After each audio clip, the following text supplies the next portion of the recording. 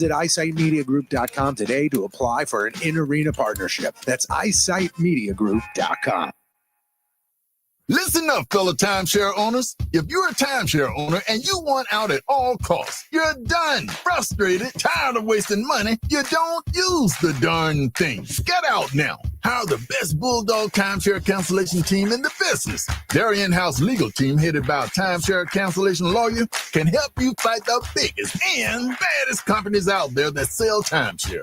At some point, you were using your timeshare, but now you're not, and you're tired of wasting money. Before you go to the poorhouse, call right now and learn how you can stop the maintenance fees and put more money back in your pocket. Their services cost you a lot less than you think, and you'll save a lot of money over time. Call the Timeshare Exit Hotline now. It's a free consultation. 800-824-5131. 800-824-5131. 800-824-5131. That's 800-824-5131. Hot Shots Sports Bar and Grill has a new menu. But don't freak out. Hot Shots favorites are still there, like their famous wings, tacos, burgers, and pizzas. Plus, sure to be new faves like Big Philly egg rolls, the Bold and Hearty Slugger sandwich, the Buffalo chicken pizza, and 2 new wing sauces, Carolina Gold and Bourbon Glaze. And making a comeback, it's the return of Hot Shots' legendary waffle fries. So now there's even more to love at Hot Shots. Come try out the new menu at Hot Shots Sports Bar and Grill. Find the location nearest you at hotshotsnet.com.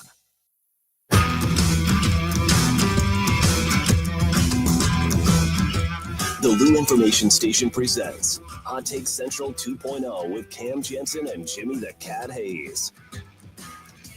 Yeah, baby, let's go. 8:05 on a beautiful morning. Hot Take Central 2.0 coming at you. Cam Jassen, Matthew Rocchio, Jimmy the Cat Hayes back from being sick. He's back, and he's not sick anymore. Go to break. You feel all right? Feel better.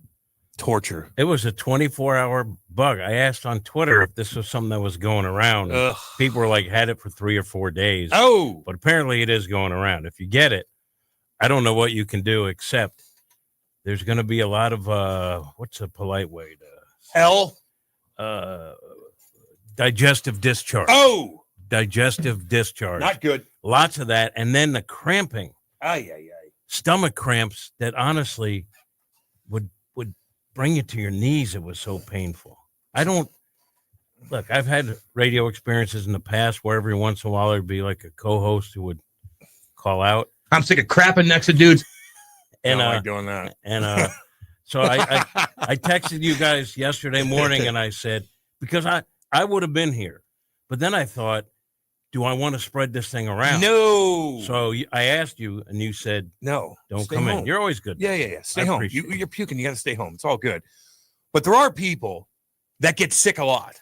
And I think a lot of it, either they just want to get time off or it's in their head that they're getting sick, but they're really not sick, but they freak themselves out.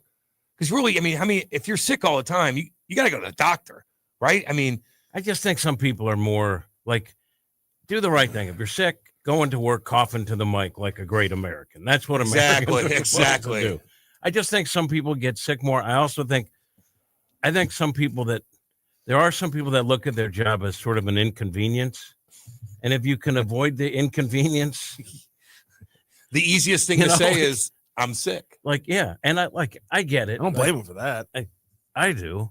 Like we put the onus on everybody else then. So you put the what on? The onus on everybody else to take in charge. Good word. Yeah, I thought he said Jonas. Jonas. I thought he said it with a Y, and I was gonna be like, okay. He's Jonas, the Bucks All-Star. Yeah, exactly. Jonas. But you know what I'm talking about, though. Like, you're sick, but everybody else has to pick up the slack a little bit. Well, that's true, and it's not like we work for a big company. Or what if you're not there? What if we all agree that if somebody's sick, they shouldn't go to work, and then if everyone did it, we wouldn't feel like it was a burden because it's like you got to pick up the slack because when I'm down, I'm gonna take off. Well, it depends on what kind of sick you are. As long as it's real sickness, right? That's fair. You got the sniffles, you better get your ass in here. We all do. But if you're puking, like Jimmy was, and cramps. Thank you. There's medicine for that. And cramps, you got to stay at home. You got to stay at home. You can't spread that. There's medicine. But if you just have a headache, oh, sorry about that. Right. Get in here. We got work to do. They have aspirin for that. We got work to do. By the way, if you get headaches a lot, Excedrin extra strength will knock that thing. Mine right come out of and your go, head. dude. There's probably reasoning why I have headaches in the morning at times, and it's probably not just because I'm unhealthy. I mean, You're not unhealthy. No, I mean, sometimes, I mean, the beer probably, the sugar, all that. If you're having wine, like, you're going to have a headache. It is what it is. Yeah, if you're drinking the night before. Yeah. That's the reason. Yes. It's not because you're unhealthy. No. And it's not like you're drinking tons every day. What? I don't think. We did yesterday, actually. It was cool. We had an awesome event. Doug Armstrong and Alexander Steen had a little get-together with the alumni and all the boys at Centene in their beautiful locker room. They catered it all. And Doug actually brought in a keg. I haven't drank out of a keg in a long time. And we all hung out, ate some food, drank cold beers, shot the breeze. It's funny because John Winsick is in there. And all these young guys, like neighbors and all them, who are totally cool. Like, do you know who that is? And they're like, no. We're like, that's John Winsick. And Steiner would come over and be like, all right, Steiner, we got to show these guys what's up. So they showed the video of John Winsick when he was playing in Boston, when he piss pumped the guy so bad, and then skates over to the Minnesota North Stars bench and goes, come on at me. And then shakes his head like, get out of here. And he gets off the ice. He's shaking his head. And they're all like, oh, my God. And then they start talking to Wire, and Wire's talking about he's a cowboy right now. He had to wrangle up a rattlesnake down there and do this and do that. So it was a really cool time, man. I got to give Army and Steiner a little shout out to get the guys together with the alumni and kind of just get to know everybody. It was pretty cool. I think embracing alumni yes is huge because we've been through. Who was coach when they didn't want him around there? Was it Hare Davis Payne? Hare Davis Payne. Somebody said someone I don't know where that came from. Walt. And that Hare Davis Payne, because someone misspoke on the air. Oh my God. And that he became Hare Davis Payne. Anyway, I don't know, but after that, I remember like they didn't want people around. Big Walt couldn't just walk around. Well, the dressing room. There might have been more to it than that, Jimmy, right? I think guys got a little lazy-gazy when it comes to walking in and out and doing things, perhaps, and they had to put their foot down on that. But now it's like, no, we know our boundaries and what we could do. We get privileges going to the rink and whatnot. But you want all these current guys to know the alumni. You see them here and there. We could help them with whatever. I had deep conversations with Holloway and neighbors about all kinds of different things. And it just was really, really cool. I loved how they did that. It was awesome. We had a good time, told some stories, had some damn good. God, the food was damn good. What they have? They have it good. Okay. I can't even like these little beef lo mein. No, healthy but delicious. They are everything's so healthy, but it's damn good. Healthy food is great if you get someone to cook it for you. Exactly. Properly. Yeah. And you got to spend the money to get the healthy food. I mean, these lollipop, huge turkey things it just was awesome. This pasta that they had all kinds of different stuff, vegetables, of this, of that, the other. I took a to-go box home. They got a good bad look. They got a good bad look. Everybody was already gone. It was just me, Otter, and a bunch of other guys. Then that's all right. No, and they're like, Cam, take all this. I'm like, this is going to spill in my car. I don't have children. I don't really need all of it. I'll just take a little to-go bag. And it was damn good. Brought it home to Kate. Steak strips. Oh, yeah. God. Look, Kate. Hey, look, I cooked this for you. No, Kate, I had a lovely time, and now I brought some home for you. That's damn a right. nice thing to do. Yeah, it was cool. So we had a really, really good time yesterday, man. Their locker room was so damn nice. Holy cow. Thomas Grice was there. And I go to Shinner. I look out in the parking lot just to kind of stare at the cars to see what everybody's got going. And somebody had a motorcycle. I go, dude, whose motorcycle is that? He's like, no, that's Thomas Grice. I go, he's here. He's living here. He's like, yeah, he travels with that bike thousands of miles, goes through all these different countrysides. I'm like, that's pretty cool. I was wondering if it was a current player. I'm like, ooh. Was it a big hog? No, it wasn't a big Harley. It was kind of a mixture, like with a road cruiser and a Harley. But I was like, is there a current player driving up in a Harley? Can you do that? Who's got the worst car? Don't know. But there's a guy that probably has a Ford Explorer still or something that they haven't made enough money. Who would that be? Logan Mayu already signed a pretty big ticket. Tyler Tucker just signed a new deal. I know when I saw him last year or at the airport, he had like a regular like Mazda or something, like just a regular car. Now he's probably got a Range Rover or something just signed, but a lot of those guys haven't made money and all of a sudden, boom, they're That's in one the of the NHL. great things about spring training. You see the young guys. Now, some of them signed multi-million-dollar signing bonus. Yes. They got that when they signed. A lot of them don't. So you see like a lot of Celicas. And then to me, and then you see all the veterans with big expensive cars. So I wear a T-shirt at spring training, Eat the Rich. Eat the Rich. Yep. Eat the Rich. AOC, I believe, wore that. I will say this. So I remember back in the day, the Russian guys that didn't, we all know everybody's contract, right? We know your bonuses. Everybody knows each other's stuff.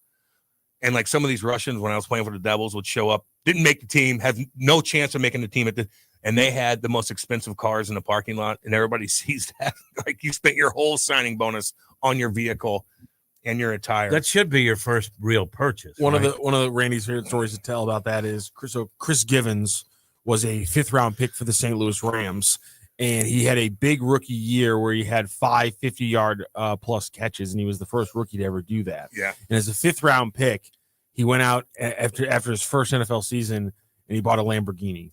Stupid. And it was a white Lambo. So dumb. And the next year at training camp, it was a thing where everyone was like, "Is that a second year 5th round pick?" Yeah, everybody's rolling like, in with a white Lambo. Yeah, and yeah. Listen, he clearly had the wheels to make things happen. There's no doubt about that when it comes to Chris Givens. The issue, though, is that after his rookie year, where he had 42 catches, 698 yards, and 3 touchdowns. He never hit any of those marks again in his NFL career. And then boom, it's over. And he would have bought that Lambo around the summer of the spring of 2013, I'm guessing. Yeah. He was out of the league by 2016. Yep. That ain't that long, brother. It ain't that long. And you were living a high lifestyle. Sorry, 4th round pick. My apologies. You know, nothing wrong with the 4th round pick. I'll tell you that right now. Morning, Deus. But Lamborghini. Yeah, no doubt. Stupid. The white Lambo. So dumb. So dumb. He wasn't listening to anybody when he came up. Morning, Deus. Awesome story with Vitello getting hired by the Giants. Good old St. Louis guy. They officially have a better manager than the Cardinals. Yeah, he was coaching at Tennessee went to Smith. Yeah, I think so. Okay. Great. Yeah, so he just got hired right out of college, right? Right to the Giants. Pretty cool. Pretty cool. It's not the standard, but I mean, a lot of people that I know have raved about this guy that have met him. I know that there was a push to try to get him at Mizzou, as I just learned. Didn't happen. He goes to Tennessee, wildly successful. It's just not the standard way it goes. I can't think of another guy who went right from college. I know. But it's funny because you have Albert Pujols pulling out of the Angels over apparently, I don't know firsthand, but I know what I've read that it's over the money. Oh, interesting. Yachty's looking for a coaching spot, and the Giants go right out of college for a guy who I honestly believe probably felt different than other candidates they were looking at, and boom, good for him. So that was, you read about Albert wanting more money than what they offered? Is that why he turned it down? Yes. How far off do you think they are? I read that more as Albert Pujols has umpteenth run-in with cheap owner in the last decade plus. That's how I read that story, is that he had a conversation with him and he was like, so I know in the past you guys would spend $50 million on a 38-year-old and then decide that you wouldn't spend $1 for the next 4 years after that mistake. Or are we going to still operate like that or what? And they went, yeah, probably. And he went, okay, never mind. Yeah, except if that were the case, they wouldn't be very public in saying that they're talking to Albert, right? You wouldn't want if there were some hard feelings along the way. It's almost like the ownership's bad at their job. Well, their job is to own them. No, their job is to make a successful. Their job is to make it profitable. To be a successful baseball team. And they've spent a lot of money and they've wasted a lot of talent. They've had some talent. What's Mike Trout up to?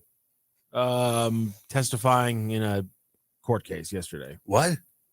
He was speaking. He was on the stand talking about at the Tyler Skaggs case. Oh, as the news was breaking that they had signed Kurt Suzuki 2 days ago. Kind of crazy. Jesus. Yeah, right. The Skaggs case, man. That's weird stuff right there. That family's not happy, and rightfully so. A little fentanyl. Was he getting? He was buying from one of the trainers. Trainers is getting from his guy. got a little fentanyl on one of them. It's over. Good God. There's a lot of reasons to not use narcotics or drugs unprescribed.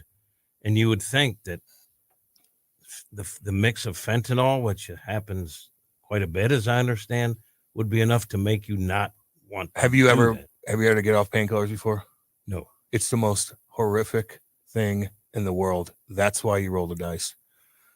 That's why you are living in hell. You know how you felt yesterday? Yes. Times that by 10 and times 10 times more depression and aches. And that lasts for months and months and months. That's why they roll the dice. It's good knowledge. I know. It's horrible. Boys, running down the Lake of the Ozarks at 60 miles apart. Boys, running down to the Lake of the... Is that the Lake of the Ozarks? Yeah. Okay. At 60 miles an hour is a bit chilly this morning. Last day at the lake after a week of fishing. Oh, he's running his boat down there at 60 miles an hour. Yeah, there's probably not that many people down there. God, you think it's cold out when you just walk around outside? Get on a boat. Oh, my God. Freezing cold, baby. I bet you fish are biting, though. Once it gets a little cold like that, they start biting. And all the good old boys start going out in the morning down to Lake of the Ozarks because everybody else is back home and it's not crowded anymore. John the Mad Dog Winsick was my favorite junior blues coach, Dave Cooper. What's up, man? Yeah, he coached a long time, too. He cut me from Team Quebec, and my dad was so pissed at him. Why'd they do that to you? I don't know. Well, I mean, it's a non-checking. Feels good that me and Cam have something in common. It was a it was the only team I've ever not made in my life. Okay, never mind. We have less in common now. The only team I've ever got.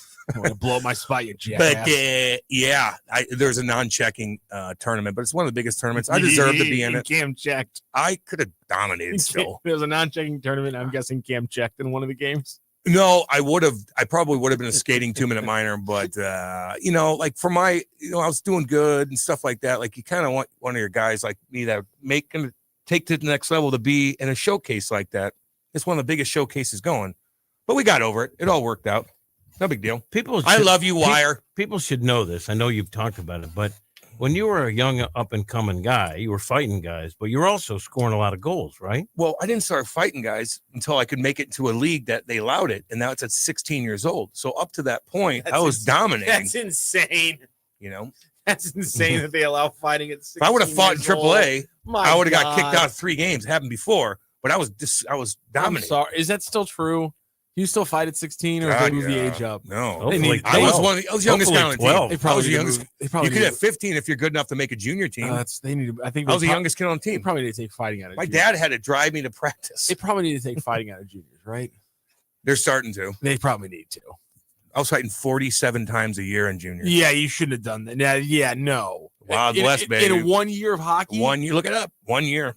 47 times. How many times? Oh, my God.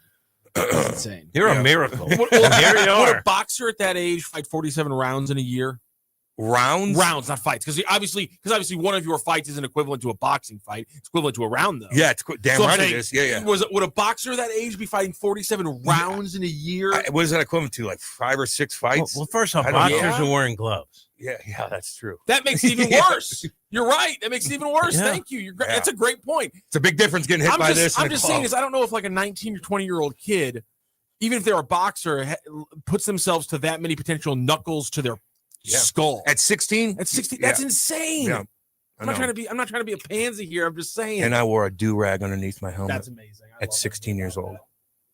A do-rag with skulls on it. I can't imagine what 17-year-old. I can't imagine what your life was like at 16 years old. God I had a Firebird Trans Am all black with my front license plate had a skull on it. Oh my God. I took that up to Windsor. How my dad drove it up there for me, actually. Can you do me a favor and just I know you have his number or one of his friends' numbers. I just need you to lay out everything that happened to you at 16 years old in a document and then email it to Jared Queso. What? Okay. Because I think he could create a character of you in one of his hockey shows up in Canada, and it would be an unbelievable story. I'm sorry, but if I'm watching like the next season of Letterkenny or the last season of Short, they wanted me up there, dude. I had COVID. I'm saying, and all of a sudden, some 17-year-old kid rolls up in a black Trans Am with a skull license plate. I'm believing this is a part of this storyline. The youngest kid on the team. And too. so I desperately need you to write this all.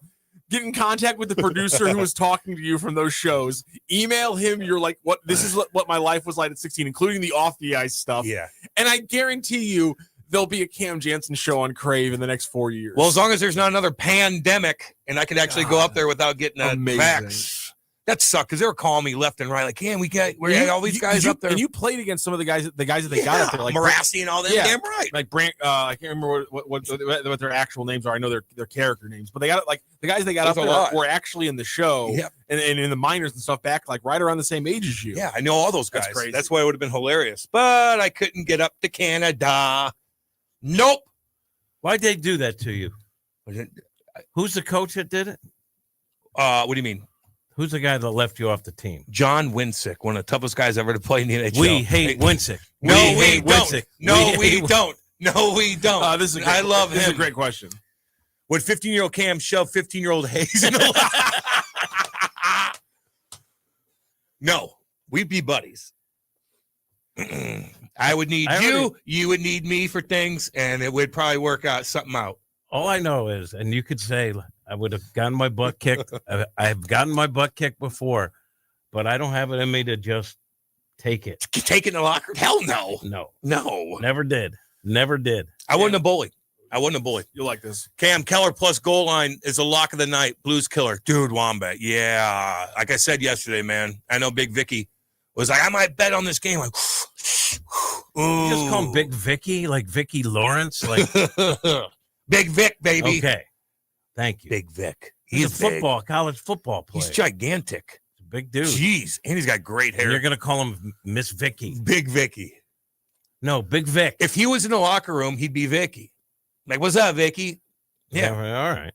Fausty? No, he's Vicky. I like Fausty. Fausti's kind of... Because it rhymes with... Ouchie Fausty? No. See, that's Feisty. why... Feisty Fausty. But I can't... Feisty Fausty. I like... Here's the issue I have with the hockey names. Because I knew you would. Sometimes you guys leave a better one on the table just to add Y to something. Yes. Like, for the example, the Blues put out their nickname list. And I was like, okay, I'm okay with every single one of them, except for there was one that jumped out to me. I'm like, we're not. First of all, I don't think so. And second of all, why? And that was, did you see what they put Colton Parayko's nickname as? Perry? Yeah. I don't like that. I hate we already had a Perry. His name, first of all, his name is Colt. His number is 55. This is the easiest shot we've ever taken in our entire life, guys. Like, we know what his nickname is. His nickname is Colt. You know why? Of course. You know why? You know and why? If you want to extend it, his nickname's Colt 55. No one. What are we doing here? Because you're embracing a violent gun culture. There it is. How dare you, Rock? I'm tired of you. You know what? His name's Colt. You go and I don't. We're not doing it. We're not doing Perry. Rockio, right now, go out to your car and take those Molotov cocktails out. Get them you out. don't deserve Get them out. anymore. I feel like God. the problem is if you move them, they get a little unstable.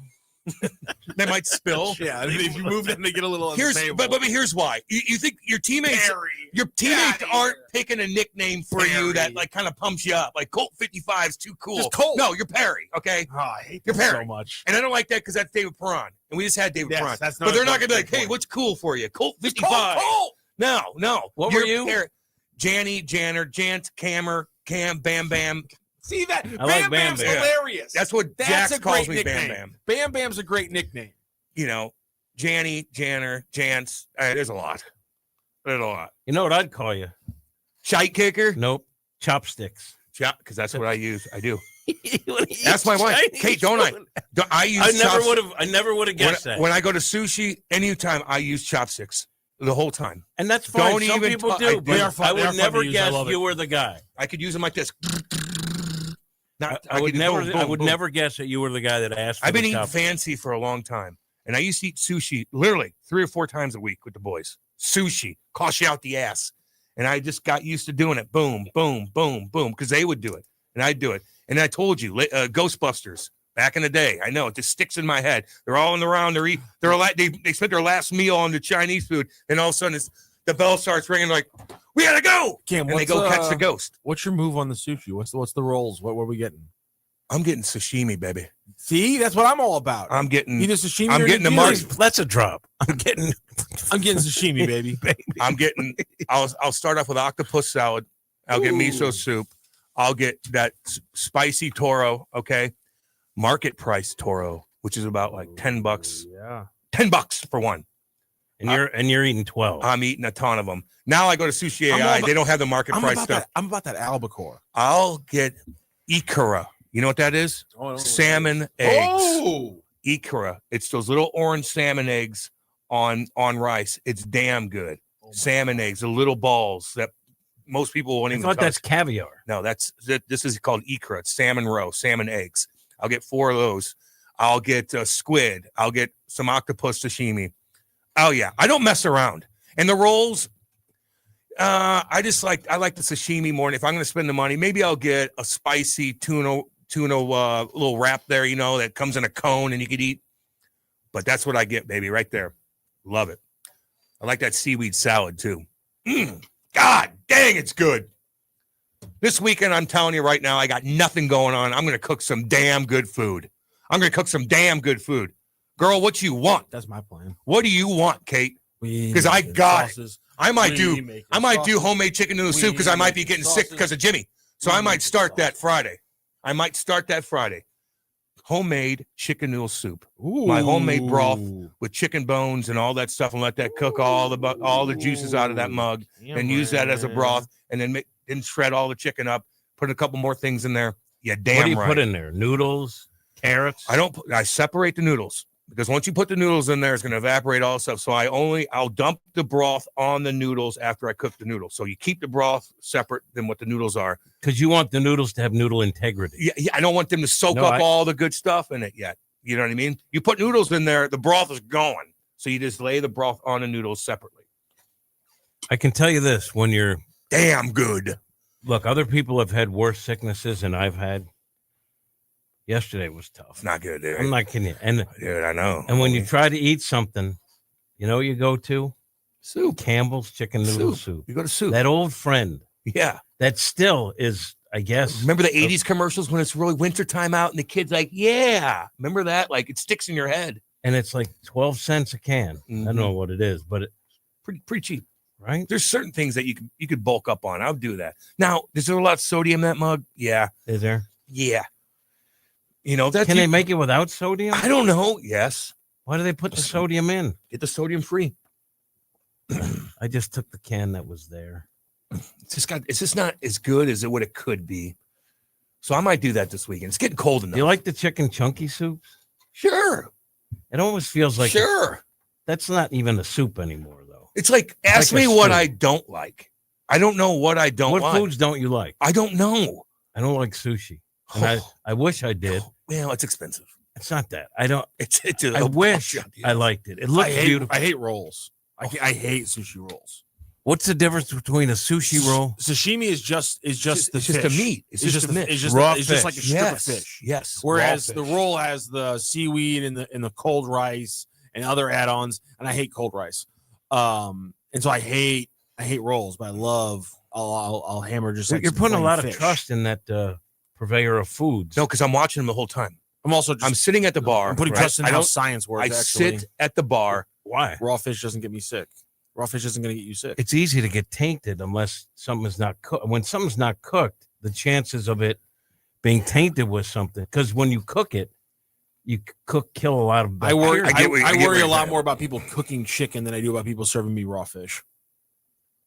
I've never met somebody who got. You could see the chicken. Sushi. You could see if the chicken's pink still. The raw fish could have. Some people bite through that. You could smell. Listen, you could smell the fish. Some people are dumb. You could smell the fish. If you smell the fish, smells okay. It's good. Because once that goes bad, it'll be stank. That's what I'm saying. Stank. Yeah, that's why you don't go to cheap sushi places. Sushi places are good about that. Yeah. Don't buy sushi at gas stations. Gas station sushi. Go to a sushi place. You're out of your damn mind. How do you get your steak? Medium rare. That's how they set. That's how I want to taste the meat. I want to taste it. If it's you're damn too right. pink, though. If it's chewy in the middle, no, it's got to be a balance to that. Yeah.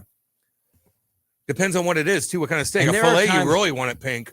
There are times I get a hamburger, cheeseburger. I want that well done. Right? All right, we're the same. I don't 'Cause want there are pink in times there. You bite in the middle and it looks kind of uncooked. Don't want that. And it kind of turns me on. I don't want that. I want it actually well done. Me too. Yeah, On not burger, a hockey puck, on a burger. but I want the juices still in there. But just maybe if there's a little bit of pink in there, that's okay. But I don't like the pink. No, hell no. I think sometimes with burgers, they're in the kitchen. They're like, we're backed up in here. Get that burger off there. All right, I'll put it on a roll. No one will see it. Here you go. Yeah, and you that's bite why I into like. it and you're like, that's why I like smash burgers. Putting it on, you know what? Saying putting it on a roll is it feels like a very East Coast thing.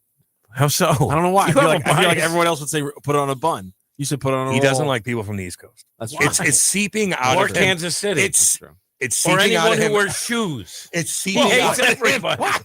No. Where's the shoes thing come from? Meaning that it entails more people and you tend to hate everyone. Yeah, but that one doesn't have any basis. I hate enough people that you could Yeah, exactly. you could have Yeah, ripped yeah, for like yeah, 3 yeah. more minutes Percentages- without being inaccurate. No, but actually, he just couldn't Could've get kept going. going. no, but the percentages are the same. Hate people who work for AI. Percentage of people that you hate are the same percentage of people that wear shoes.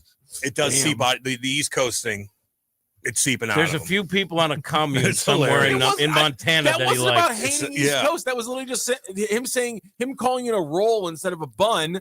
Seemed like it was a little bit of a cultural. Do you hate people from Idaho? It was a little bit like Michael Fassbender in Inglourious Bastards. It was, he was putting up the 3 wrong. He said roll, He and I was screwed that like, right up. that sounds like an East Coast thing instead of saying a bun. I just say every other person I know would have said bun. Where else did Fassbender Who grew play? up in God's country? He played that. Oh my, that horrific character in 12 Years a Slave, maybe. Or he was the. Yes, he's he not, was scary. What's his name's the most ugly character in that one is what's his name? Paul Dano. Paul Dano plays the really ugly one. Yeah. But yeah, he's also a piece of. Yeah, I remember. I just saw a clip of him in that movie. I'm like, holy cow. Yeah. Brad Pitt's the one who gets to Virtue Signal. Yeah. That's right. He did. I might have to watch that over the weekend. I watched Patton last night. What year was that out? 60 something. I was gonna say.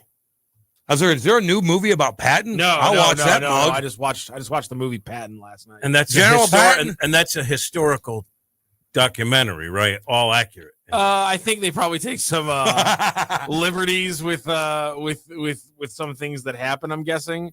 I mean, a lot of the quotes are taken directly from his personal journals and things like that. 1970 is when Patton came out. You know what would piss you off, Rock? Carl Malden, though, as Omar Bradley was fantastic. You know what I watched that would piss you off before you go to England? What's that? One of King Charles' butlers, I guess, doesn't work for him anymore. And he came out and did a podcast about what he had to do for this guy. The current king? Yes. Oh my Rock. What he was saying, Charles Butler. you would, the hatred you already have. I hate the royal family so much. The hatred this will just piss you off even more. Like, how can you take this guy serious? He lives a fake life. They iron his shoelaces. He called him over one time. He's all in the other end of the castle, calls him over. He's like, sir, I dropped my note right here. And he comes in and takes the note and picks it up and gives it to him and then opens it for him. It's like, you're a fake person. You don't live a real life. And you're talking to people? What are you? You know what a staff used to Come mock get him this for me. He would eat Chinese food with chopsticks. Oh. You think he's eating Chinese food? You're out of your damn mind. I had to circle back. You know what kind of dog Patton had? Oh, Yeah, he did. Yeah. Yeah, Mini it's the movie. Bull Terrier. You're damn right. Spud McKenzie. Yeah, it was Stella. the dog was Yeah. the dog was a coward, and he was kind of mad about that. Oh, The dog was a Rock coward? always has. Because Rock's the scene always of one the up. movie, he gets the dog just after Well, he had a few in his life. I'm saying he gets the Bull Terrier, the first one, just after when he's in England. So he names it William the Conqueror, and then Badass. he meets all these old biddies in England and does this speech, and one of them is like tiny little like foo-foo dog. Scares the Bull Terrier. Put him and down. And he goes, "Your name's not William the Conqueror. Your name's Willie." And he's really, he hates cowardice. So he slaps the soldier around. And so it's like, it's for a moment you're like, I guess he doesn't like the dog, but he rolls with the dog for the rest of the movie. So I guess he liked the dog. Get a pit bull. But there is then. a moment where it's like the dog's a coward. I mean, come on. Stella Yeah, is, that's not supposed to be a part of the movie, like a message in the movie. there are times Stella, like someone walks by the car when the family's savage. There are other times, like the Swiffer that my wife uses on. She's terrified of the Yeah. Swiffer. You never know. Or a what stuff's vacuum about. or something. Our dogs are skittish with that stuff. I don't want them to be crazy. I want them to be little baby snuggle bunnies. That's what I like. Unless someone comes in the house. I'll take care of that. I will take care of that. The dog's going to take care of it. No, dog's going to alert me. And then daddy's got to take care of business. That's how it goes. All righty. Let's see here. I guess Gino May, pretty good, not great. Got a 6-pounder. There's some big ass fish in that Lake of the Ozarks. Mutant fish, monster fish, gar. Can you eat them? Yeah. It's polluted, isn't it? So is the Mississippi River. So is pretty much I'm not everything. eating anything you're catching and pulling out of there. I kind of agree with you. I can't when wait. what's his name from the chinchilla guy? He was doing his Barstool outdoor show, and they were pulling like catfish out of the Mississippi River, and I was like, I ain't eating that. Oh, when I was doing it with him, what's his name? Oh my god, Young Page Views. Page Views, yeah, right, yeah. Page Views. Remember, it was getting dark, and I'm like, let's go. Let's get the hell out of here. Yeah, I like this from Rootwork Media, Ryan. Bro, my dog is afraid to walk into an elevator. Listen, there's some times where I have to give the benefit of the doubt to the dog. I get that because, like, the idea that like the door closes and then I'm up on a different level. If I'm a dog, that's a terrifying concept. Yeah. Well, remember that when you have a dog and you want to get an apartment. That's what I'm saying. That's right. I'd know. walk him up the stairs. Oh, really? When you got the penthouse suite? Wait. That's how I'm when you got the penthouse suite? That's how I lost weight in college. You're going to do that That's now? how I No, lost weight in college. You ain't doing That's how I that. lost weight You in ain't doing college. it. And it's not fair to I'll the do it dog. again. What if the dog gets older? What if the dog gets older and the little legs in the As I back? make more money, I'll move down. Yeah, but if you want to move, I don't that's want not how it works. I actually don't want to. An apartment, like I've never cared about like being high up. I don't care. I'll be on the ground floor. I'll be in the basement. I don't care. Oh, basement kind of. Come on. Basement apartments aren't great. No, don't care. You have no artificial sun. No, all you have is artificial sun. Oh yeah, you don't have any real sun. Real sun, which is not good. I'm good. Walking around all day. I'll get plenty of sun. I don't know about that, dude. Oof, man, oh man. Did you see the Butler thing? You got to play it. It's just if you could find it. I haven't found the sound. I mean, I found an article, but this is from September. Could you imagine living you that wrote way? A book, I guess. You don't even dress yourself. You don't bathe. You get bathed. Like, what do you? You're not real.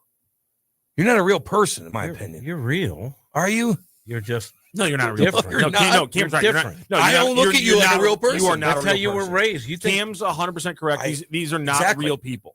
You're not. You're not. Exactly. That's how you were. Your whole life. You don't know anything different. These are fake, contrived, unbelievable people. They're not real. They're royalty. They are royal. But we got like that. Like I hate. Look, it's I hate this country. Choppity. Sir, can you get this for me? Pardon me. You have any Grey Poupon? What are you? Yeah, but you live sort of the life of a royal. You worked his ass off. I did work my ass off. You did. But now I am being a hypocrite because sometimes something does drop next to me and I do call Kate over to pick it up. I know.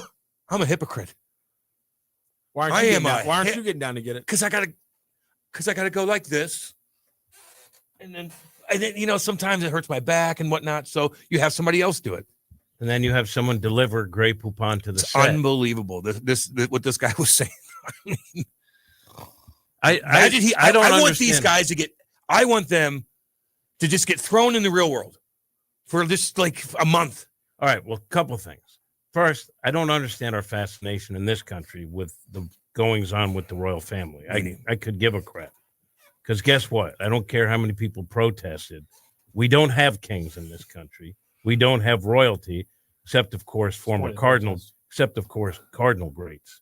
To me, they are royalty. No doubt. Baseball has royalty. Yeah. Hockey has royalty. Yeah. The NBA has royalty. Earl Monroe, my favorite player ever. But these, like, as I understand it, the kids go off, the males, and they have to serve in the military, right? Now, I'm not saying they're on the front lines, but from what I read, when I forget the names of the two boys, William and Harry, but they had to really do like real military stuff to toughen them up. You don't buy that?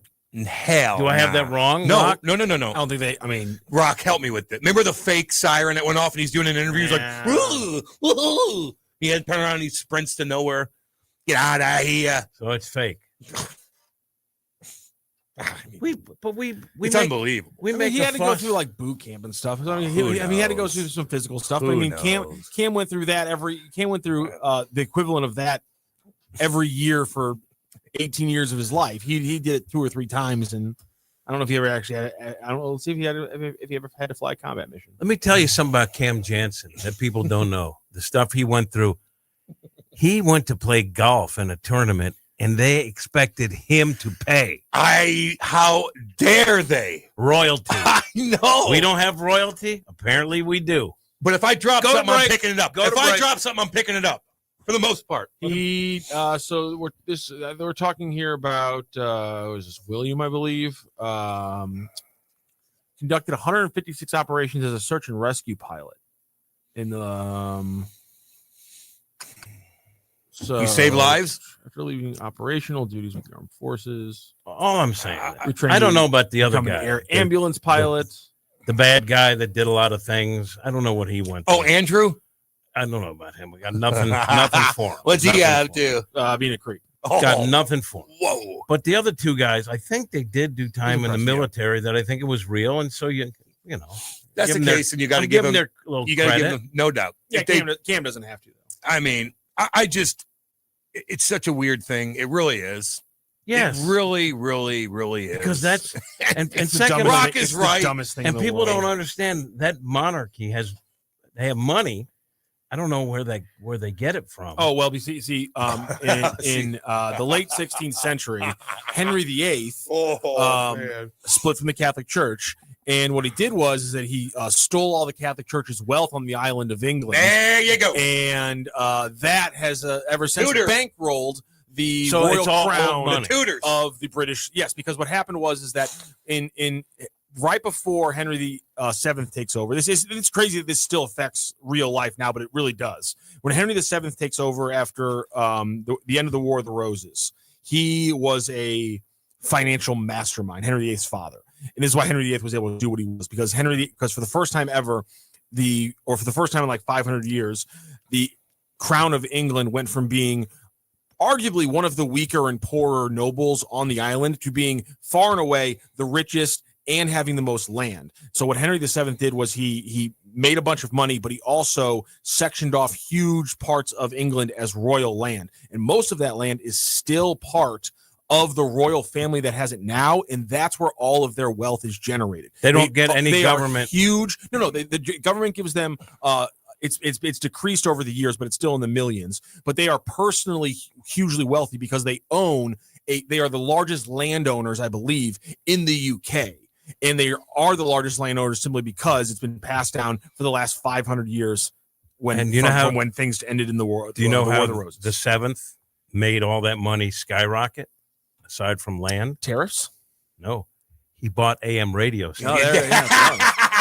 He bought $15 million all across the country. He bought $1 million. It's actually funny. He was a miser who was really good at politically blackmailing people and then stealing their money.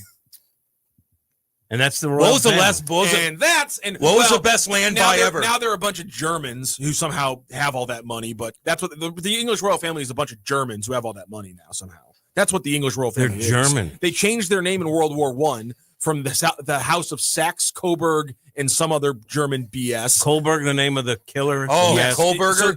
So the English crown is technically the House of Saxe-Coburg and one other thing. They changed it to the House of Windsor because during World War I, when they're fighting the Hun, the House of Saxe-Coburg and whatever the hell German name it was sounds a little too German. So they changed their name to the House of Windsor to sound all flouncy in English. They're a bunch of Germans. Did you say flouncy? I said flouncy. I love when Rock gets going like they're a that. bunch of Germans. Yeah. He hates Germans. East Coast people. Anyone who wears shoes. Oh, man. Yeah. Yep. It's crazy. He hates the English. But I tell you what, it's a beautiful country. Dave Cooper says, of King Charles's sons, only Prince Harry had seen combat. Prince William was prevented from serving on the front lines due to his position as the direct heir to the throne. Interesting. And which is the one that has... How's Harry doing now? That's the one who's married with to the Meghan. Dig me chick? Yeah. Kind of a dig me lady. No. Doing a lot for people. She seems like a nice girl, Then they get like a huge Netflix contract to do one thing. Yeah, and then And then she did like a podcast and blew it up, and then now no one's listening, and I don't know. She's uninteresting to me. It's interesting because I have a podcast called Serving It Up. I haven't mentioned it today. Is that what it's called? And we're putting a new one in the can today, as Matt Holliday would say. We're going to talk about World Series, who they got. We're going to talk about Vitello, college to the majors. Where's Albert going? Where's Yachty going? Among other topics. The last one, we talked a lot about Schulte and what they were hearing, and that one is the most listened to one we've ever had. Still getting some views, so hopefully we're trending in the right direction. There's a lot of topics to talk about. Blue Jays and Dodgers, baby, tomorrow night. Who you got? Blue Jays. It's Canada's year. I got the Dodgers. I can't root for a foreign team. I'm not rooting for them. I'm just telling you they're going to win. I think the Dodgers got too much pitching. I think that's what it's Canada's year, and then it's not going to be Canada's year 5 months from now. How'd that go for the Cup? What's that? How'd that go for the Stanley Cup? Not good. Yeah, exactly. It's Canada's year in this particular situation, but it's 3 months down the line when they go to the Olympics. It's not going to be. Nope. It's not going to be. Hold a buck. I'll be watching you. I'm watching you. All right, let's go to break. We're going to regroup. We'll be back. Hot Take Central 2.0. In your city with Kelly and Gordon. It's the hottest happy hour in STL radio. A high-energy, high-impact weekday radio show blending relationship values, celebrity buzz, community love, and sharp business insight. This is where storytelling meets strategy. It's the pulse of this city, bringing the energy, stories, and voices of STL to life. In your city with Kelly and Gordon. Weekday afternoons at 4, only on the Lou Information Station. When you're building something new, you need a partner you can count on. I'm Big Toe Media founder Dave Green, and with our company, we didn't want just another bank. We wanted people who understood what we were trying to create and who were there for us every step of the way. That's why we chose Home Bank. From business lending to everyday banking, Home Bank has been much more than a bank. They're the kind of people who answer the phone, know your name, and believe in your vision. And the trust goes both ways. Home Bank doesn't just support our growth, they share in it. They take pride in helping local businesses succeed because they know when we win, the whole community wins. Business isn't just about numbers, it's about relationships. And with Home Bank, those relationships make all the difference. Home Bank is the team behind our team. Visit myhomebank.bank or call 855-577-2001. Home Bank, member FDIC, more than a bank. They're your business partner. LouInfo.com news headlines brought to you by Brown and Crouppen. GetBC.com. This is your LouInfo.com news update. St. Louis County Animal Control rescued 30 small dogs and a pony from a home in Fenton on Tuesday night. Officials say the animals lacked basic care. The pony appeared emaciated. The rescue comes as a county shelter faces severe overcrowding, housing 175 animals in a space built for 80. While the rescued animals are not yet adoptable, the shelter is urging the public to adopt others to help ease the strain. A new city audit finds the St. Louis Sheriff's Office overspent its 2025 budget by nearly $1 million. The review released on Tuesday cites payroll issues, poor cash handling, and a lack of oversight. It covers both former Sheriff Vernon Betts and current Sheriff Alfred Montgomery, who was jailed last week on federal charges. Backyard chickens could soon be banned again in some Missouri neighborhoods. A judge has struck down a 2024 law that stopped homeowner associations from blocking residents from raising chickens. A Cole County judge ruled the law violated Missouri's constitution by combining unrelated issues like EV charging and eviction bans into one bill. For the Lou Information Station, streaming 24/7 at louinfo.com, I'm Jen Austin.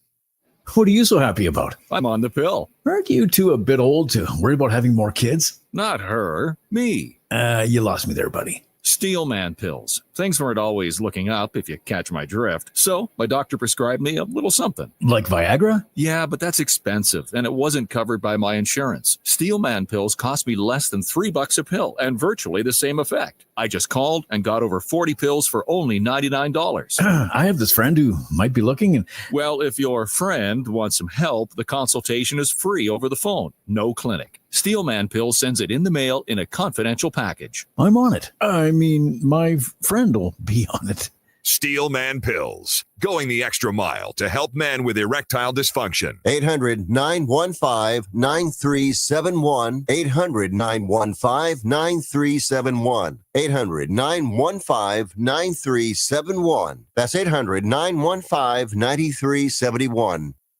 Fast Track Auto Transport has been a trusted leader in vehicle shipping for over 25 years, providing reliable, affordable service across the U.S. Fast Track offers fast and safe transportation solutions for individuals, dealerships, fleets, and businesses of all sizes. The Fast Track team prides itself on honest communication, competitive pricing, and real-time tracking, which gives our customers peace of mind from pickup to delivery. Whether you're shipping a single car or managing a large fleet, Fast Track delivers a smooth, hassle-free experience every time. Come see why Fast Track Auto Transport has been St. Louis's go-to company for all your vehicle transport needs for over 25 years. The trusted way, the safe way, the Fast Track way. Visit ftautotrans.com or call 636-677-9004. That's ftautotrans.com or call 636-677-9004. Back to more of Hot Take Central 2.0 with Cam Jassen. The most perfectly trained athlete ever.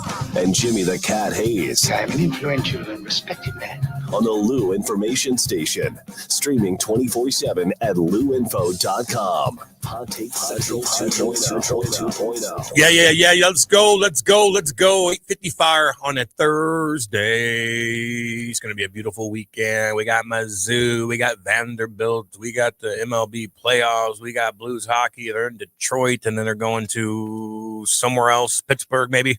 We got a lot of stuff to watch this weekend. NBA is underway. That rhymed. Watch the Knicks win last night. Not for some players / coaches.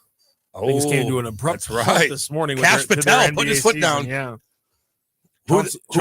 Chauncey Billups, the head coach of the Portland Trailblazers, has been arrested by the FBI in connection to a poker ring that was connected to the mafia.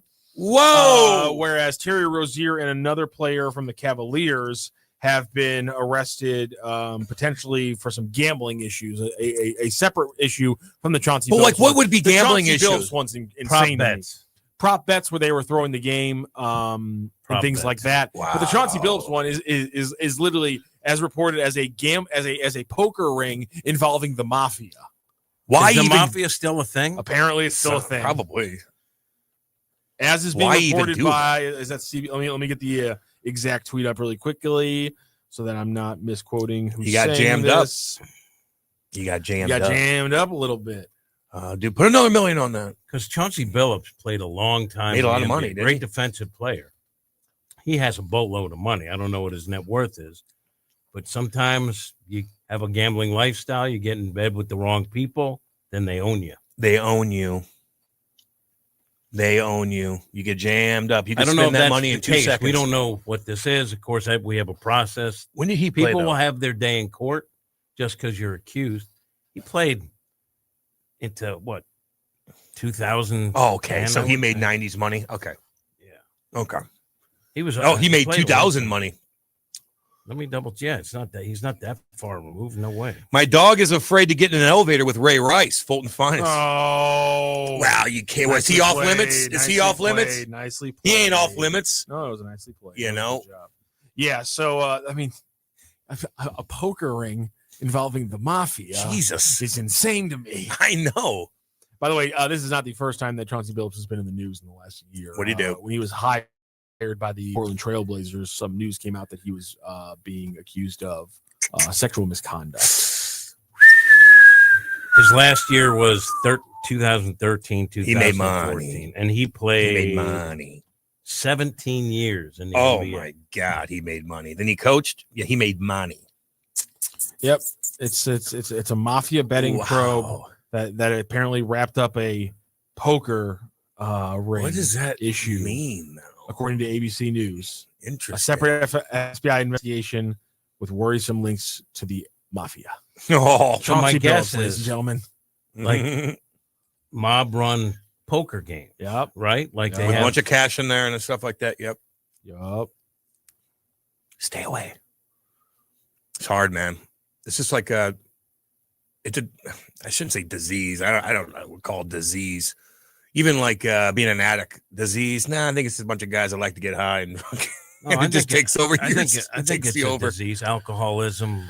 It becomes gambling. a disease whenever you like it too much. I don't think you're born with a disease. I don't know. But they do say that there are some people genetically inclined to become addicts, right? Rock, isn't there medical data that says there are some genetic links? Well, yeah, I mean, people have, it's been proven that like alcoholism is strongly linked to genetics, and if you have a parent or a grandparent who is an alcoholic, there's a very good chance that you could slip down that slope. Because it's always around. I would say disease. I wouldn't. It's a disease. I think this is people just wanting to get high and drunk, and then they get jammed up because they like it too much. Absolutely a disease, though. It becomes a disease when you get addicted to it. Yeah, but there's people's nerve systems and synapses and things can be more predisposed to addiction than others. Oh, this is nice. Gene Glass says, I smiled a little on the inside hearing a younger generation actually know some history. See, he said actually, oh yeah, kids these days just don't know their history. Yeah, buddy, I'm sorry, but like the most people who walk up to me and say things like, here's something from history I learned, and they're completely wrong, and it's some lie that they've been told for the last 40 years, are older people. The younger people in my generation, the people in my generation who I talk to, they all know history pretty well. I think it's a complete opposite. They are all dipped in history nerds. People my age, these old people don't know what they're talking about. Really? I say the complete opposite. Yeah, of course you would.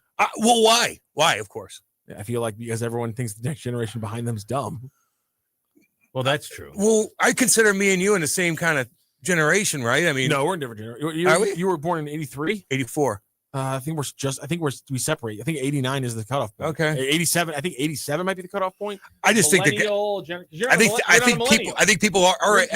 think we're different. I don't think a lot of kids our age millennial are into range. history. That we have to go to break. Yeah. We should. Sorry. We'll get back into this. Apparently, we are both millennials.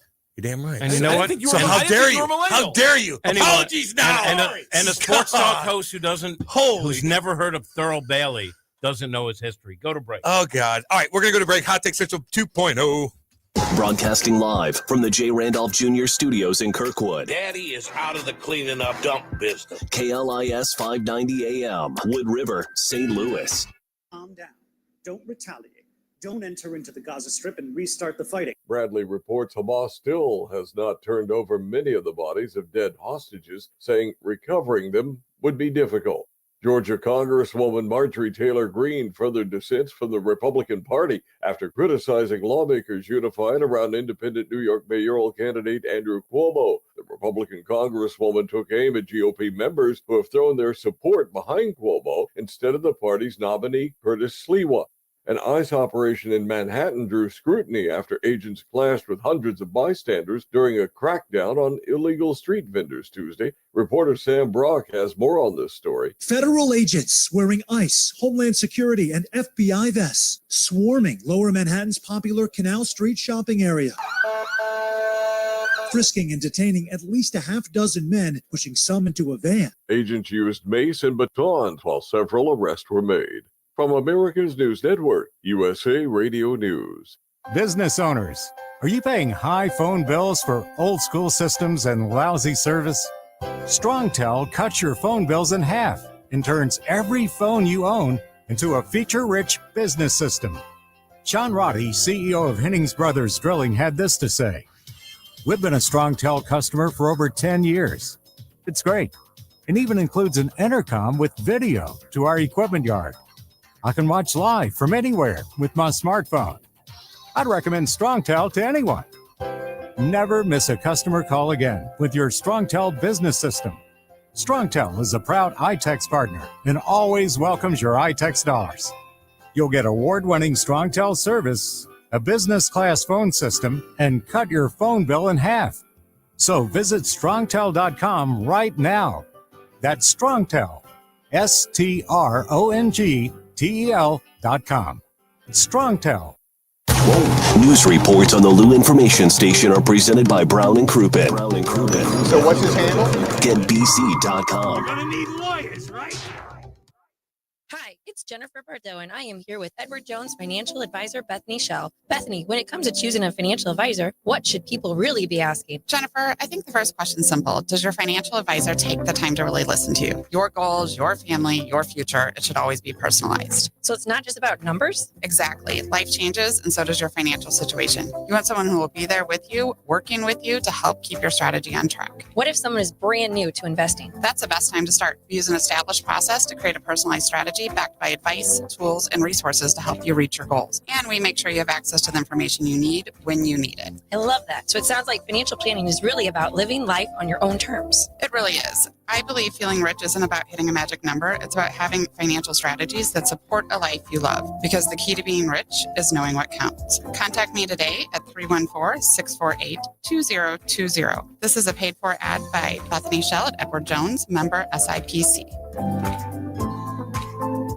Fast Track Auto Transport has been a trusted leader in vehicle shipping for over 25 years, providing reliable, affordable service across the U.S. Fast Track offers fast and safe transportation solutions for individuals, dealerships, fleets, and businesses of all sizes. The Fast Track team prides itself on honest communication, competitive pricing, and real-time tracking, which gives our customers peace of mind from pickup to delivery. Whether you're shipping a single car or managing a large fleet, Fast Track delivers a smooth, hassle-free experience every time. Come see why Fast Track Auto Transport has been St. Louis's go-to company for all your vehicle transport needs for over 25 years. The trusted way, the safe way, the Fast Track way. Visit ftautotrans.com or call 636-677-9004. That's ftautotrans.com or call 636-677-9004.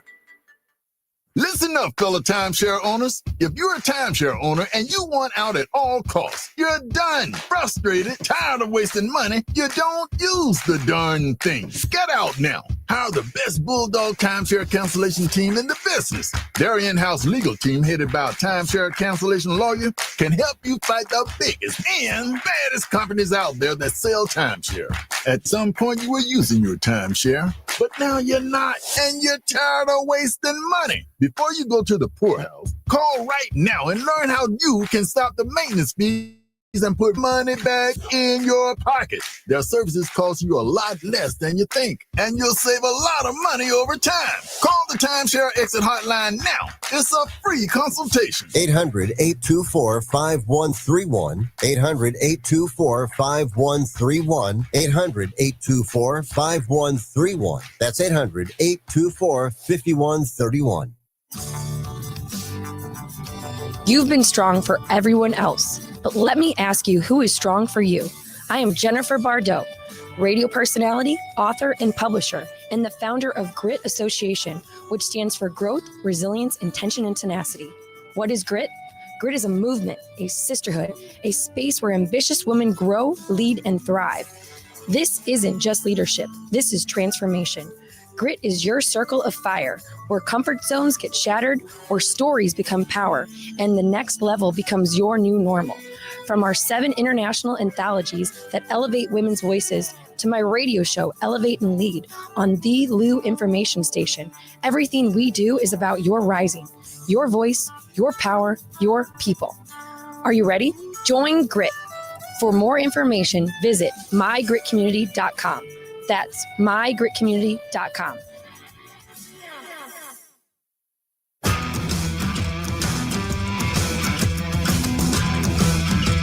The Lou Information Station presents Hot Take Central 2.0 with Cam Jassen and Jimmy the Cat Hayes.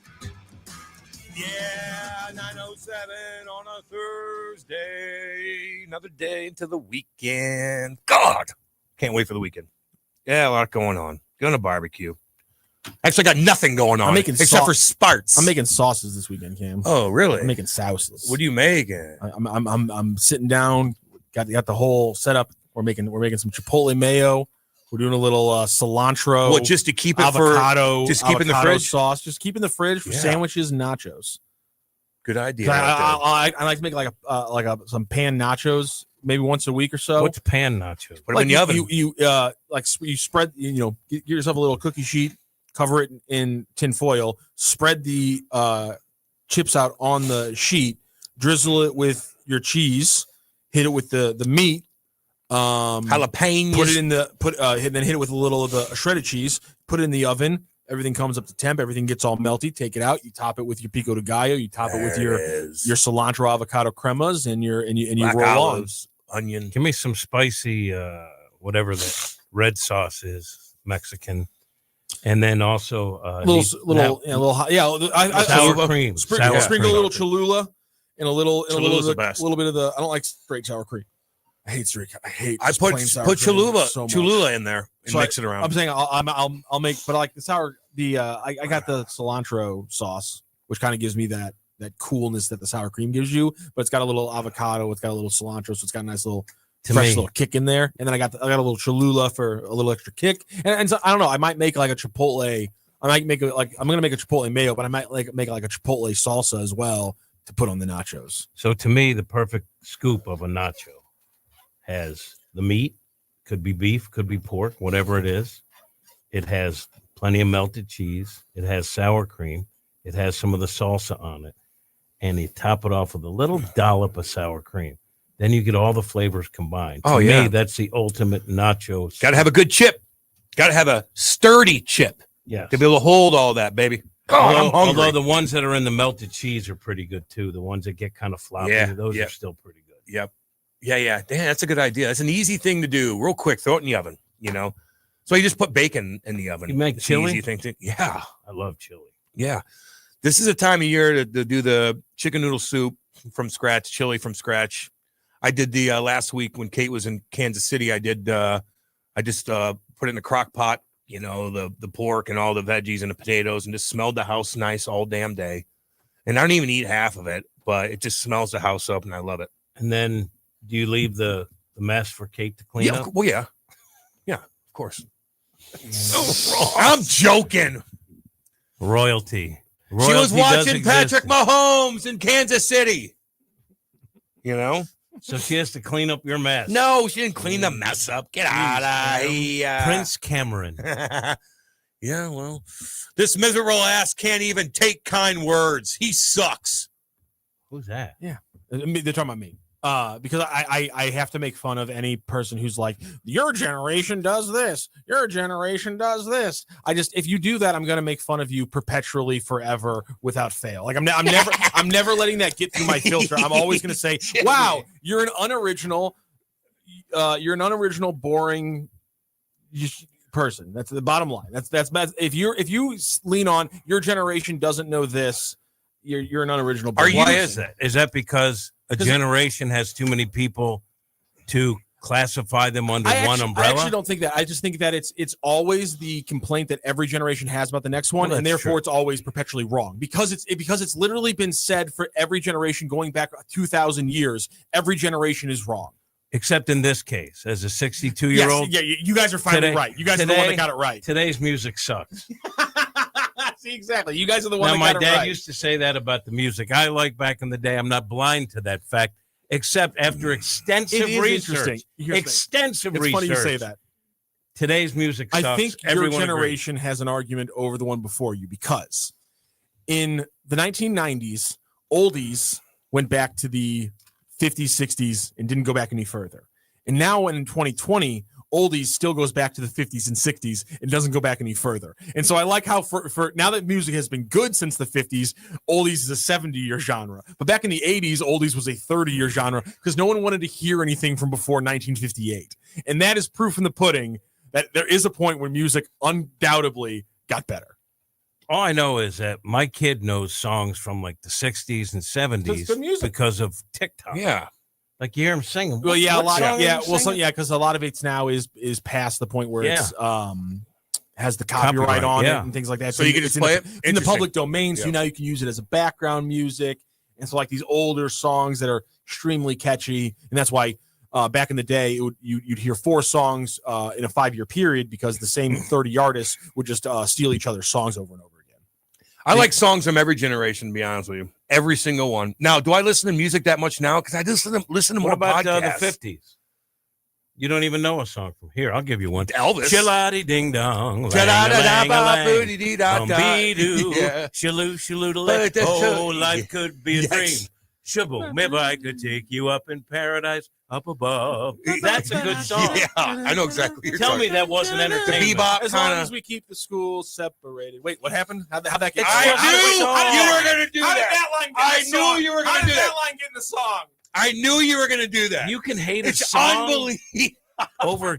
over that? Wow. This song didn't do anyone any harm. Wow. That's exactly what it's Now every time I look at you, that is so something is on my mind. ... That song did no. Who tweeted out the other day? He said, God, I wish we can go back to the 60s, 70s, and 80s. You know who it was. I'm guessing it was a white person. Yeah. It was one of our buddies that's been on there before. And I'm like, oh. I'm like, I'm going to check the comments. And I'm like, oh, God. Oh, Jesus. Oh, yeah. Who was it? You can't say. Timmy Peel. We love you. We made fun of him on the pod about that, too. He might have deleted it. But I just sang a good. It's so funny, dude. But this is very telling to me. I just brought up a nice, happy song from the 50s, and he immediately brings segregation. Mine does the same thing as yours. I swear to God. I'm not a good person. I don't pretend Just like like I am. when you bring up Penn State, I think of you know who. Jerry Sandusky, the monster, the real life monster. This is insane. That's what pops in my head. This is insane to me. The group who sings that song is classified as an R&B group. Who is it? It's the Chords, and it came out in 1954. Great year. I did a beautiful rendition. It is sometimes considered the very first doo-wop or rock and roll record to reach the top 10 on the pop charts, as opposed to the R&B charts. It was a top 10 hit that year for both the Chords and the Crew Cuts. And see, this is the point I was trying to make. People today who talk about the lack of ingenuity in music don't know what, like, they have no context for this kind of stuff, because the same song was a top 10 hit for two different bands in the same year.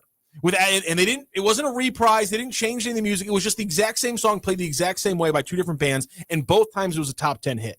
So what are you saying? That their music sucked back then? No, I'm saying there people who say that today's music is less original than them are. My point, Cam, is that nothing changes. You're not that different from somebody in the 1950s. Well, there was less music. Stop it. There were less. I'm not trying to do that right now. Tweet that out. I'm not trying tweet to do that out. right now. There were less music producers back then, and also it was hard to get music. You had to do it in the equipment by paying off DJs in Toledo, Ohio. Like it was a whole different operation. My dad, by the way, and one of the ways to do that was just to play a song that already was popular instead of trying to get a new song on the air. My dad sang a song. Because now you're gonna smear the old master painter. Well. He his did he write anything hit original? Was the old master painter. Did he write anything original? Can we play it? He never wrote. He's a singer. But so he never wrote anything original. No, he was a singer, and he sang a song that was done by well-known artists, and his version, which had been published a number of times, did better than all of them. What do you have to say about that, sir? What do you have to say about that, sir? Because he's a singer. What do you have to say about that, sir? People today criticize singers who don't write their own music. I don't. They're singers. People today they're not making as much money. Are you saying that all they do is criticize that every song sounds the same? All people do is no. redo This other is a different songs. argument. You're saying this is totally different. You're saying someone who has a vocal talent, who can sing a song beautifully and bring emotion to I it. respect that person. And if they don't write their own song, they're less than someone who sings. I don't think so. According to finance, they would. People think that way. Yeah. Well, they're not getting paid person. as much. Yeah, well, they don't. I would agree with you. There's what separates everybody, and that's why bands break up, is because the lead singer usually writes their songs, and then they're making more money, and then the bands get pissy about it, just like Smashing Pumpkin. I mean, go on and on. Well, they should get paid more. I know. If you write the song. Exactly. And back in the day, people that wrote the songs didn't make any money. Like Elvis Presley made a ton of money, and the guy who wrote the songs didn't. I'm not saying also the people stole the songs. I'm not from. saying that.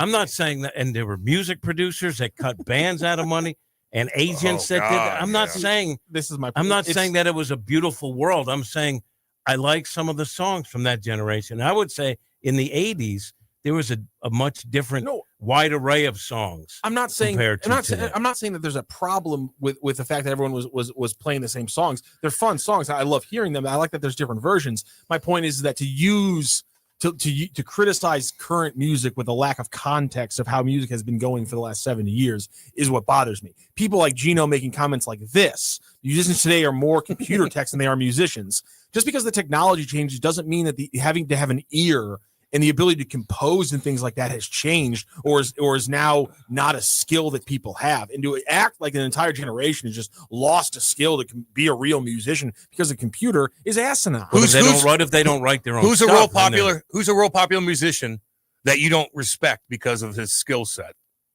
or his ability and his talent? Oh, I respect all of them because they do things I couldn't. There's not one guy that you're like, this guy, I know he's popular. No, but like people love to just have like these token bands like Nickelback. Everyone hates Nickelback for some reason. I don't know why. They sold millions they got millions. Ton of talent. Because they write their own thing. stuff. It does. That's what I'm saying. Yeah. And so like people, they suck. This band sucks. This music sucks. Rap's not real music. People with dumb opinions like that. I'll give you a band that no one would ever say they like. No, I don't like them. But you're going to say, and I'm going to say yes. You're going to say Creed. You're going to say Huey Lewis. Huey Lewis. Who doesn't like Huey Lewis? He's great. People hate Huey Lewis. He's great. Because it's pop. It's fantastic. Need a new drug. Oh, it's such a good song. Because you can find the saxophone something solo, that I could listen to just the saxophone solo in I Want a New Drug. Because for there an was hour. a political injustice in 1982. That's why I hate Huey Lewis. Is it 82? He was, I think it was like 87, 8 maybe. Oh, yeah, he was great. They had tons of hits. The 60s started for me because I think that's, Rolling Stones I like, and then Moody Blues, and then Pink Floyd came on the scene, and I love that you just threw out the Moody Blues, man. That was playing. When I went to concert when I was 16. That was playing in the grocery store yesterday, and I know you're out there somewhere. I was rocking. I'm a singer in a rock and roll band. My mom played Moody Blues all the time. I love that stuff. Yeah, my dad got me. What was your biggest hit? I'm a singer in a rock and roll band. Nights in White Satin. There's a ton. Moody Blues, baby. Dude, and I love Pink Floyd. God, this combined us because when I was in high school, The Wall was huge. Oh yeah, and we got into that, baby. You turn the lights out and listen to The Wall, and then you turn on Dark Side of the Moon with Wizard of Oz, and you'll be tripped out a little bit. I've never done that. I've done it before. Is it fun? Yes. Okay. You got to get that mind right. And then you meet Geddy Lee, and he's like, "Hello, hi," and he's like, "What are the Cardinals going to do about second base?" He's awesome too. What?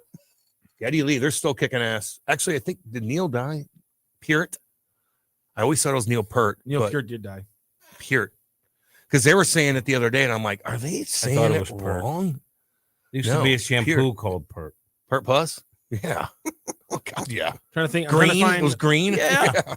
Green smelled good. Yeah. So in the U.S., Moody Blues' biggest hit was Cam got it on his second try. It hit number 2 overall on the U.S. Hot 100, and the U.S. it hit number 1 on the USCB. Nights in White Satin.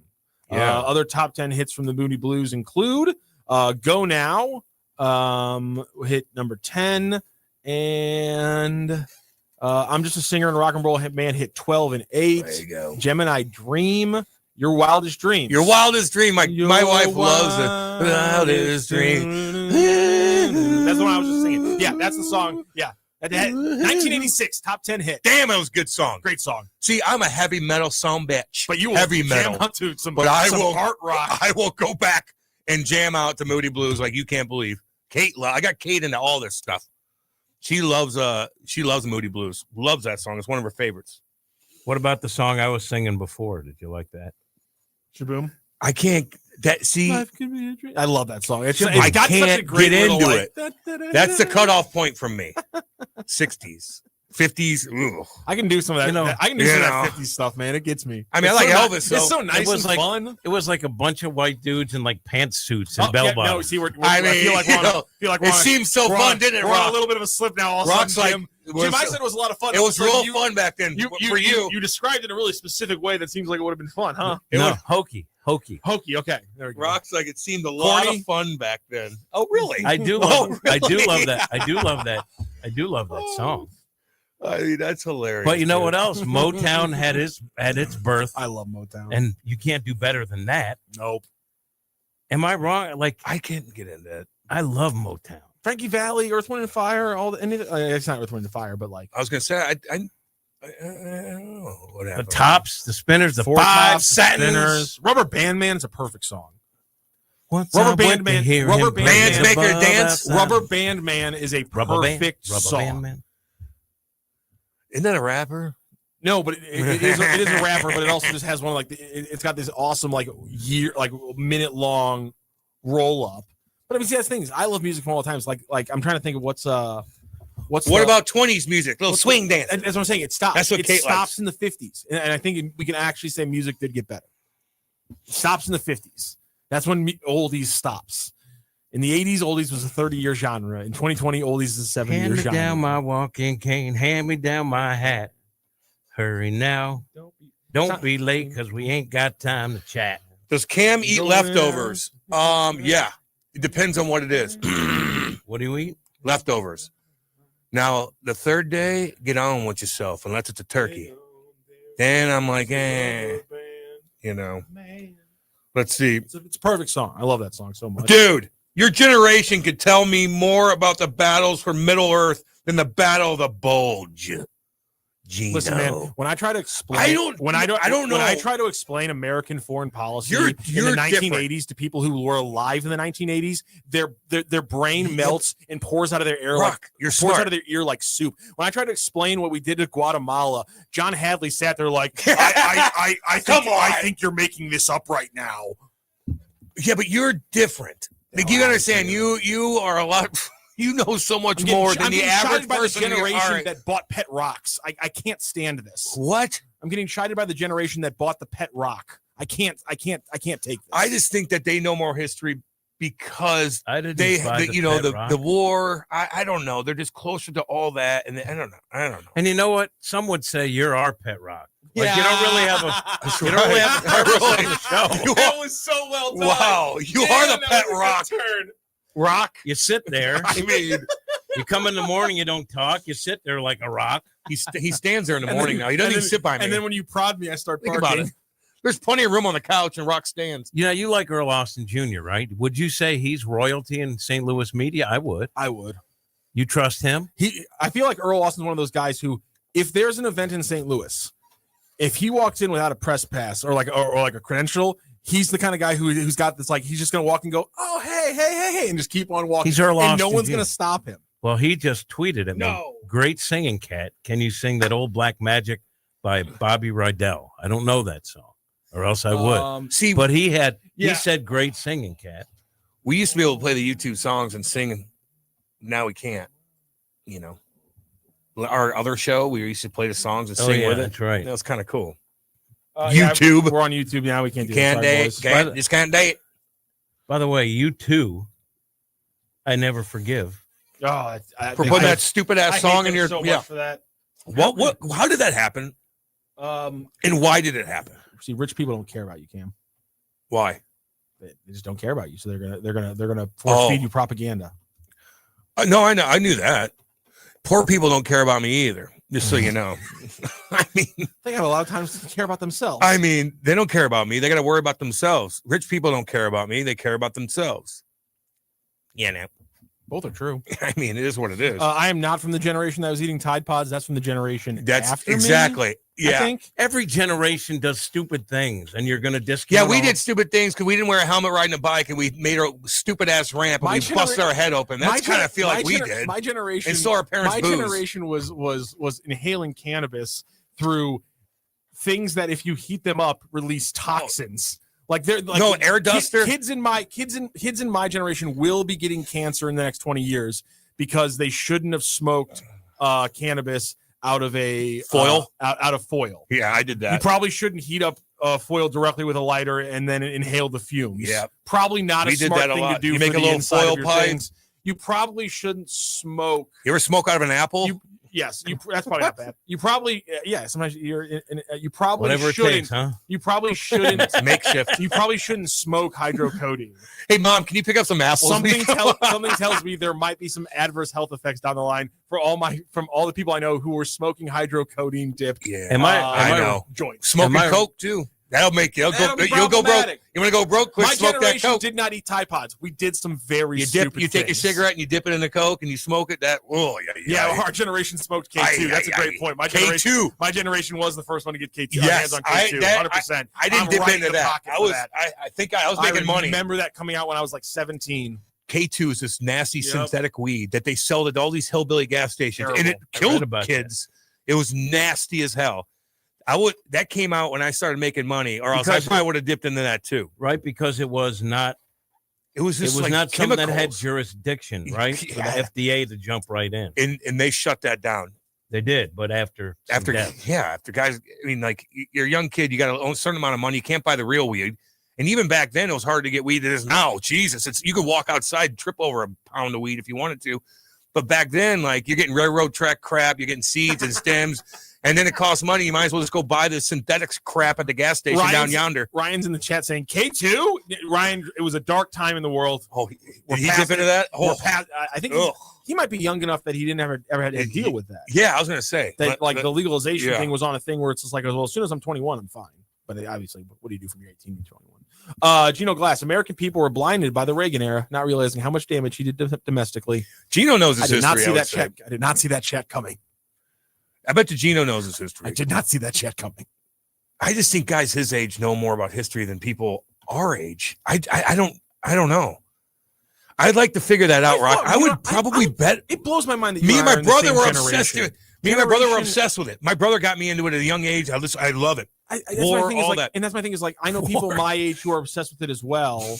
I hate war now. And so like I have kids my age, like the kids my age are the kids who got me into like history as well. Like I didn't get into history. Like I got into history partially because of like school and my parents. But the thing that actually got me into history was other history nerd friends that I had who were my age. So like I can't credit it to an older generation making me get into history. It was people my generation.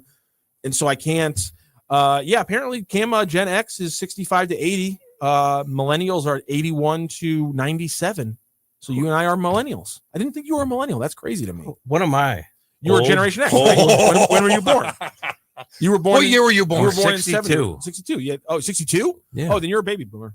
No, he's 62 years old. You are 62 or you were born in 62? No, I forget what year. How but do you I not know what 62. year you were born? 60. The generation. Do the math. What is your birthday? December 4th, 19. I don't know. What are you talking about? You should know that. Pull out your license. Give me your license now. We have documentation. Give me your license now. At least we should. Well, this is where it falls apart. This is where it falls apart. That I'm an move those receipts. Jim's not a citizen. I'm an illegal. Jim was born in Cuba.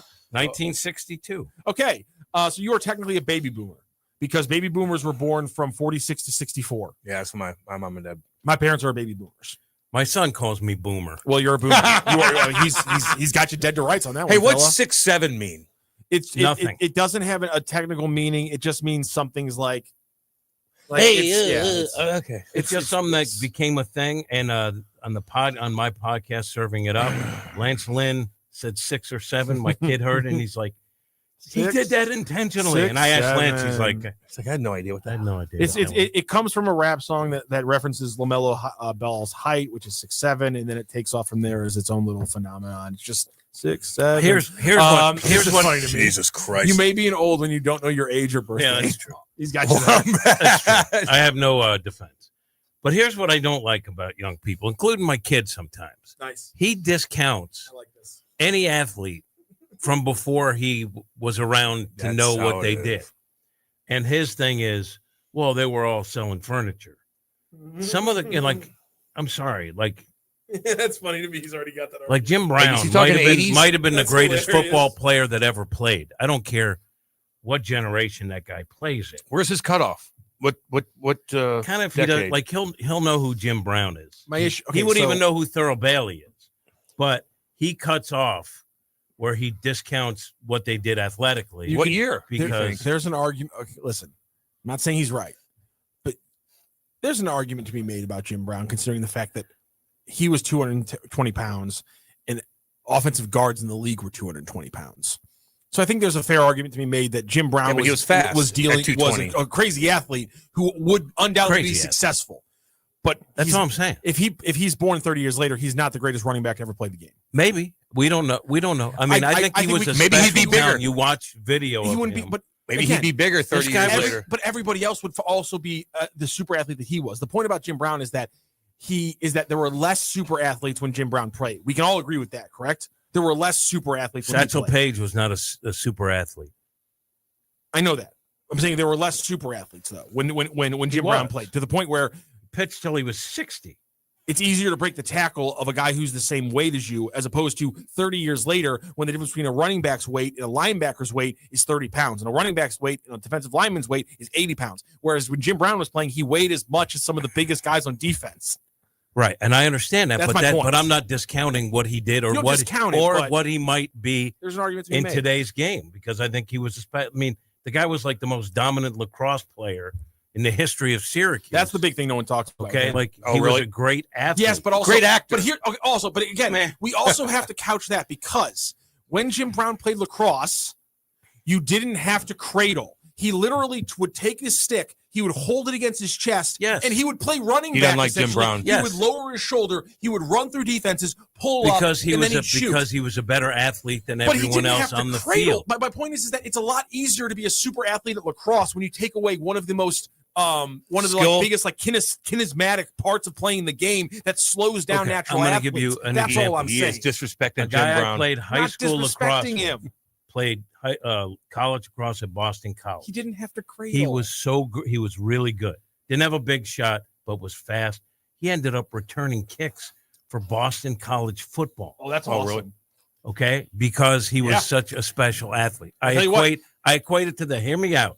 Okay, Babe Ruth didn't play against African American athletes. Baseballs back then, I mean, he would out hit himself more home runs than entire teams. Yeah. He also won 20 games twice in his career. Mm-hmm. He was great. Now, granted, he wasn't playing against the best. He won 20 games twice, and the athletes were different. I mean, they would leave their glove in the outfield for each other to, like, weird things like the game has evolved. Athletes are bigger, faster, stronger. I'm not disputing that. I think there's certain athletes that would be great today if back then they had the technology and the training. Yeah. I forget who it was. I talked to a guy who played at SLU back in the day, one of the top guys from SLU. And I asked him if he thought he would be able to play in the NBA today. And he said, I think he was 6'7".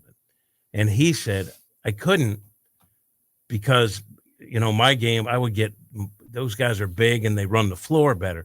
He said, except for the fact that if I train like them and learned how to play the game like athletes of today, maybe I could have adapted. We don't know who could adapt and who wouldn't. That's all I'm saying. Don't discount guys from back in the day because you don't know who they are, or because, yes, in the offseason, star baseball players took a job at the local furniture store. I don't know who could have adapted. Rock does. No, I don't. But like the thing that bothers me is like we know what the kind of athlete Jim Brown was, and Gino's like Brown would have been Earl Campbell 30 years later. Fine, with Reggie Bush speed. What are you talking about here, man? Like this is the problem is you put these guys in legend status. I'm trying to have a realistic debate. I get that. We just don't know. I don't know. Jim Brown would be Earl Campbell with running a 4.40. It doesn't exist.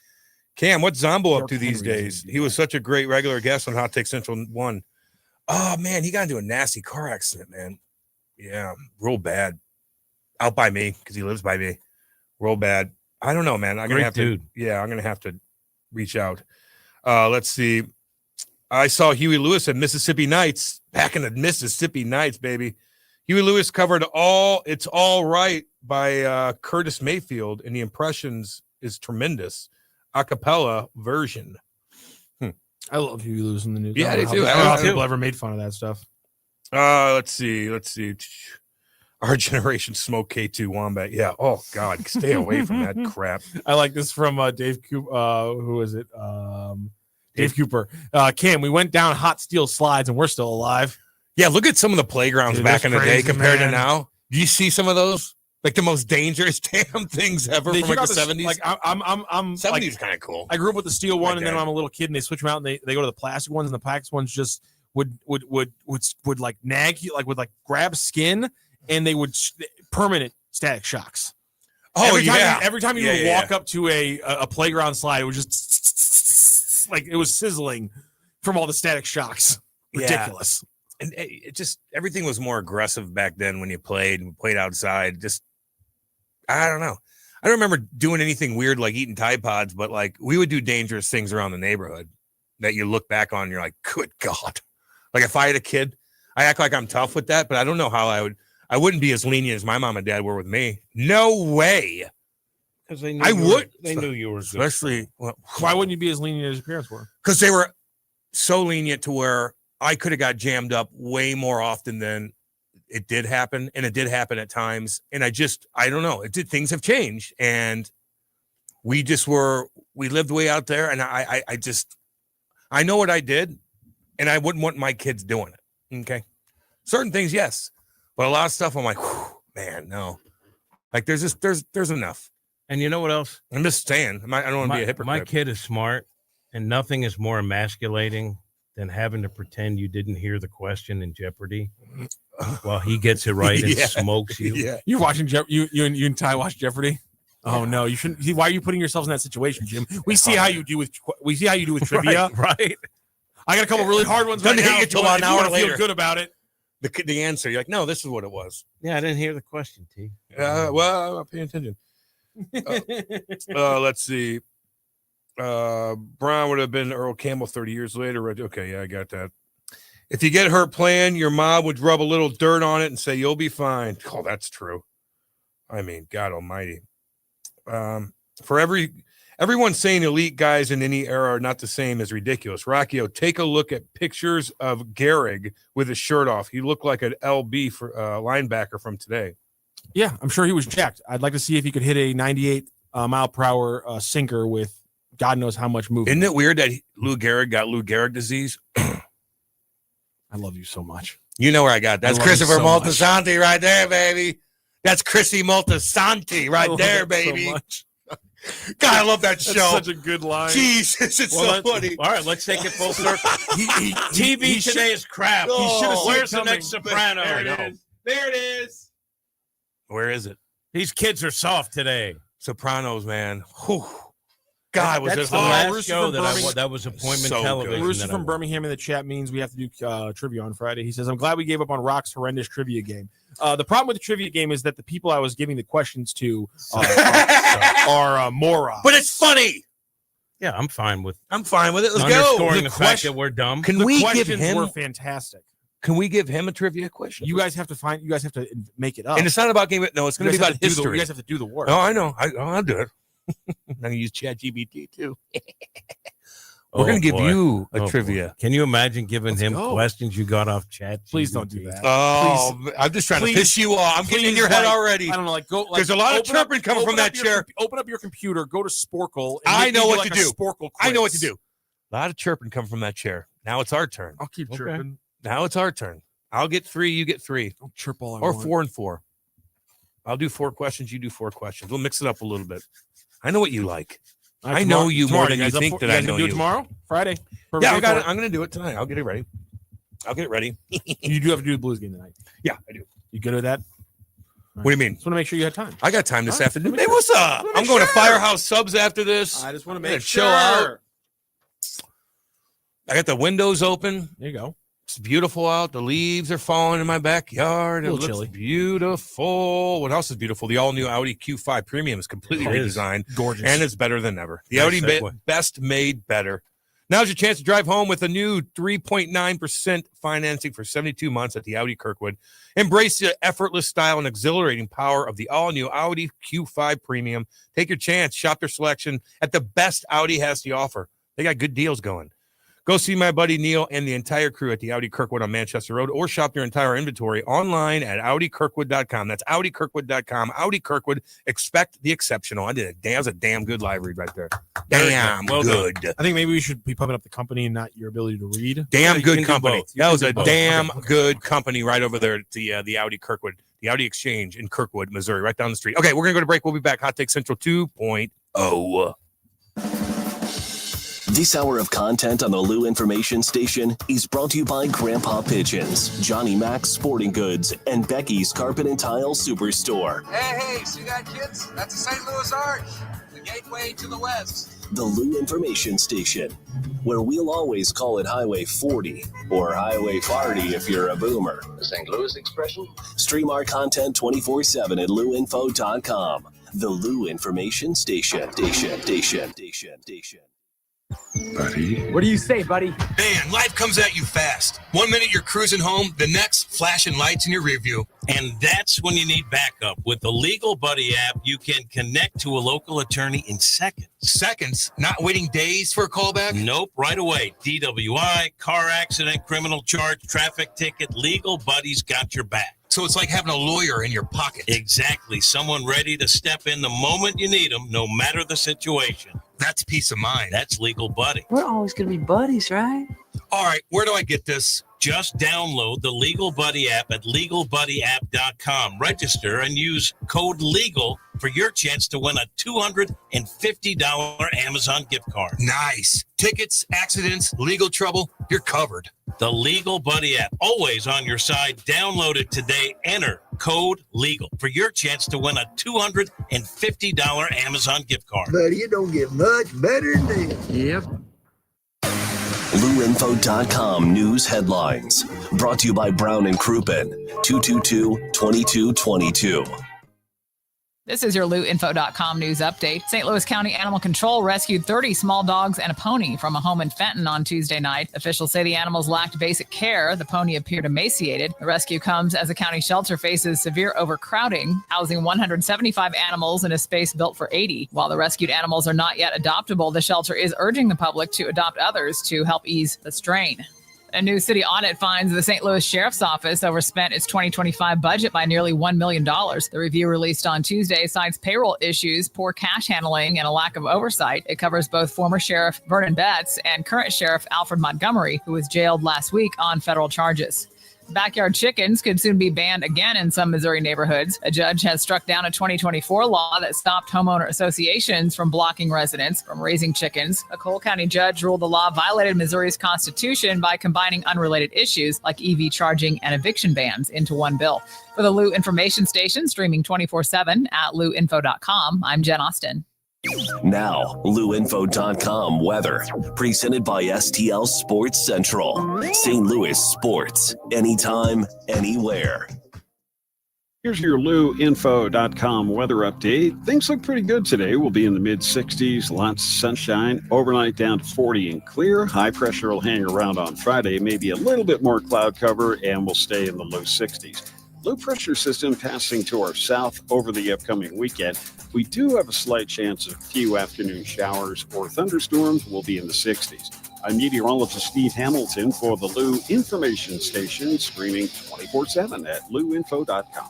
Are you paying too much for term life insurance? There's a tremendous price war among the major term life companies. Rates have dropped dramatically in the past 2 years. For example, a man age 45 non-tobacco user, $1 million of coverage is only $75 per month, level for the next 10 years. Or a man age 50 non-tobacco user can buy $500,000 of coverage for a monthly premium of only $110. Guaranteed not to change for the next 20 years. That's right, level rates for 20 years. And if you're a smoker, we have great rates for you as well. At the Term Lifeline, we specialize in policies of $500,000 and above. So if you're looking for new or replacement term life insurance, call right now for a free quote. Rates and availability may vary by state. Sample rate quotes are based on preferred non-tobacco underwriting exam required to qualify. 800-803-1961. 800-803-1961. 800-803-1961. That's 800-803-1961.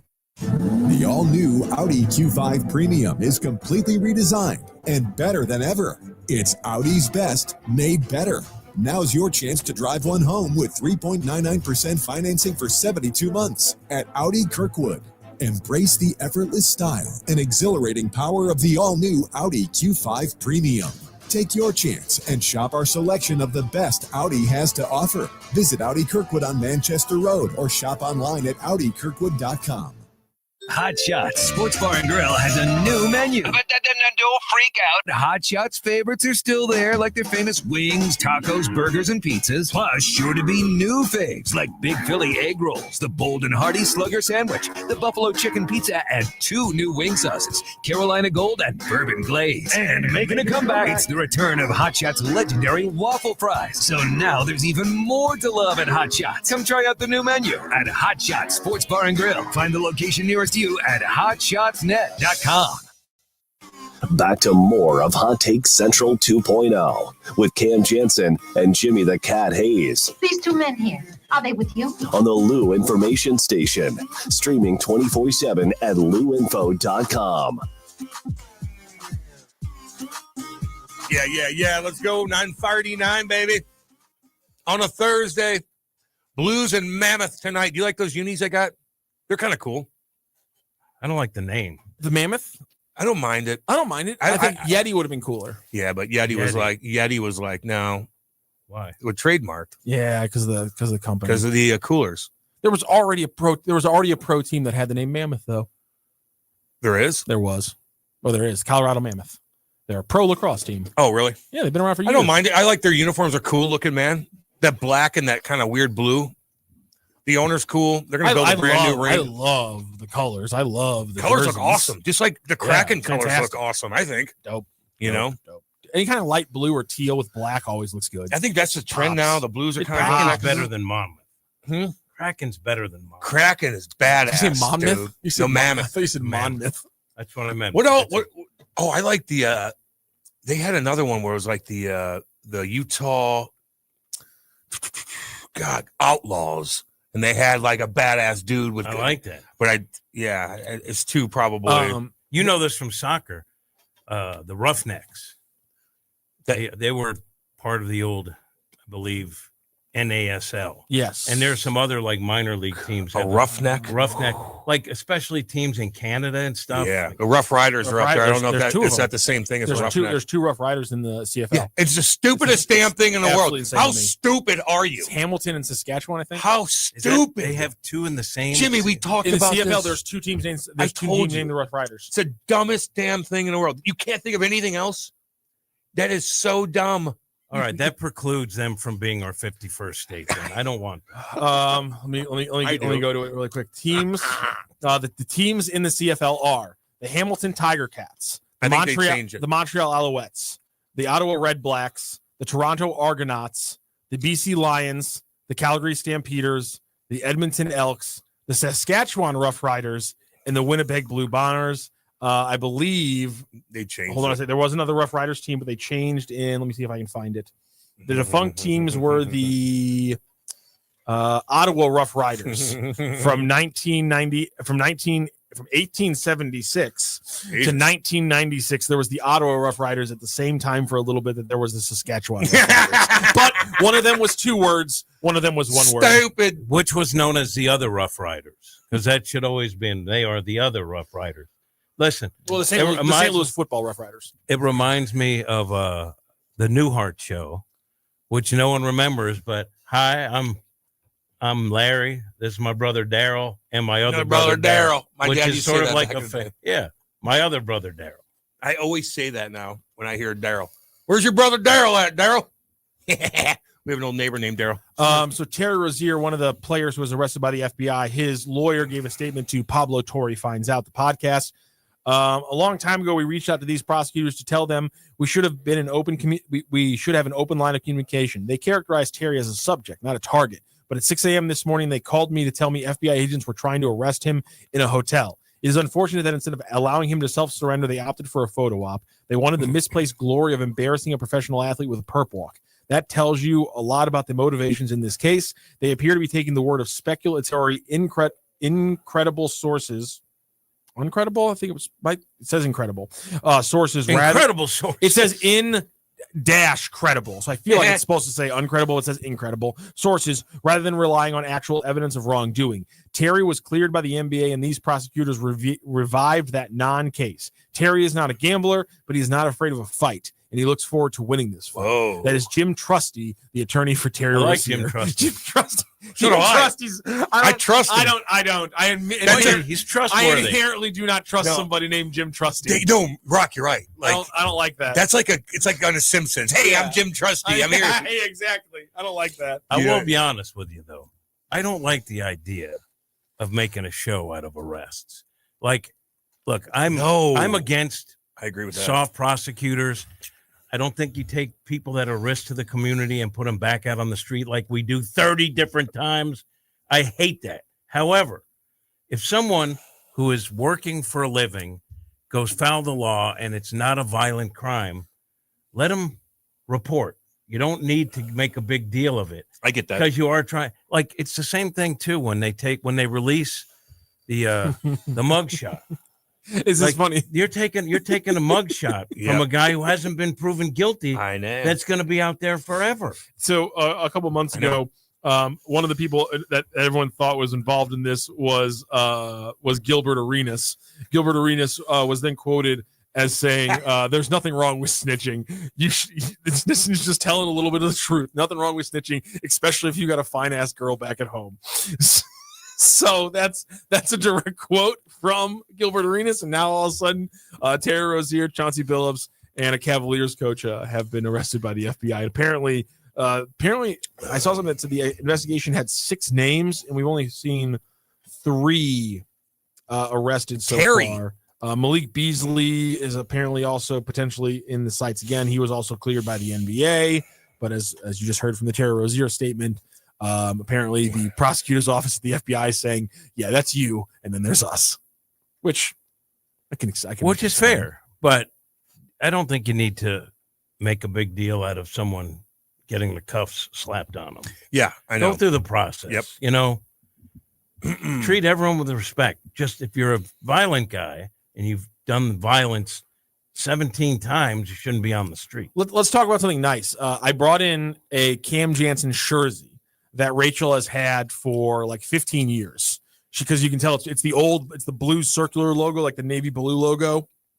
It's one of those jerseys that she bought when you were still on the team, and she's had it the entire time because looks dang good. Her middle name is Jansen, hence that's part of it. So I brought it in to get it signed, and Cam did one of the best jobs I've ever seen somebody signing the shirt. You can't see it from here, Jim, but I took my time. Look, signature he hit on that back. Yeah, it's gorgeous. I did a smiley face. Cam, this is one of the most picture perfect signatures I've ever seen on a jersey. Nothing but the best for Rachel. Killed it, my guy. Thank you so much. Well, Chaser yelled at me the other day because I was getting a little sloppy when we were doing an autograph signing, and his is like perfect every time. And he said, if somebody's going to wait in line for your autograph, you better take your time. And I'm like, geez, okay. So I just started doing a little bit nicer. You know what?